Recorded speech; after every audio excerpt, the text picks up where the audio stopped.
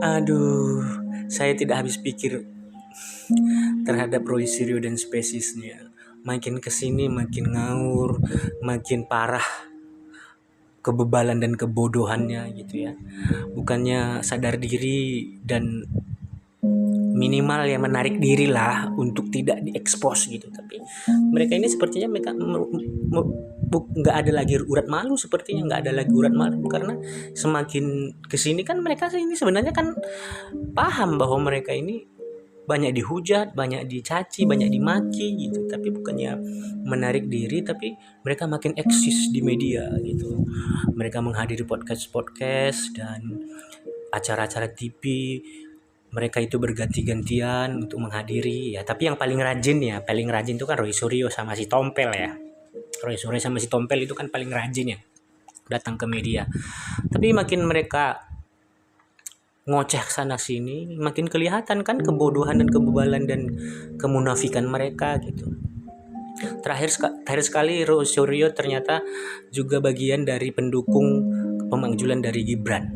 Nah, dari sini makin yakin bahwa memang motivasi mereka adalah untuk menghancurkan keluarga Bapak Jokowi.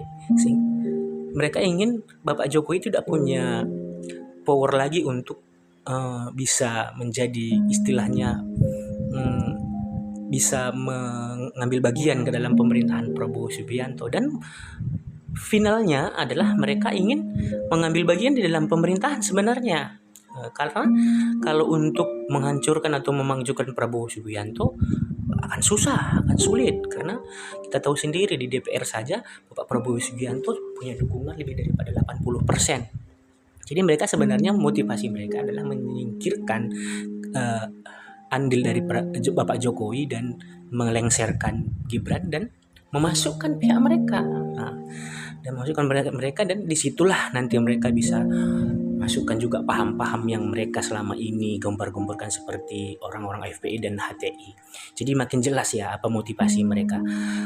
Tapi yang menjadi keheranan saya adalah grupnya Roy Suryo yang selama ini gembor-gembor untuk menyatakan bahwa Pak Jokowi itu memiliki ijazah palsu dan skripsi palsu ya.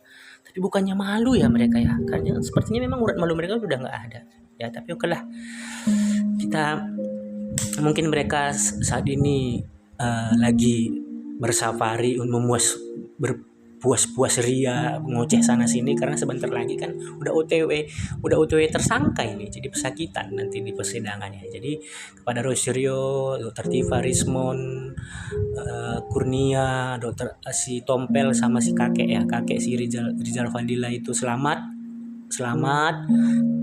Kemarin kan udah kenyang daging kurbannya, udah perbaikan gizi, jadi udah ada tenaga nanti untuk ikut dalam persidangan. Jadi selamat menanti, mungkin beberapa hari lagi akan jadi tersangka.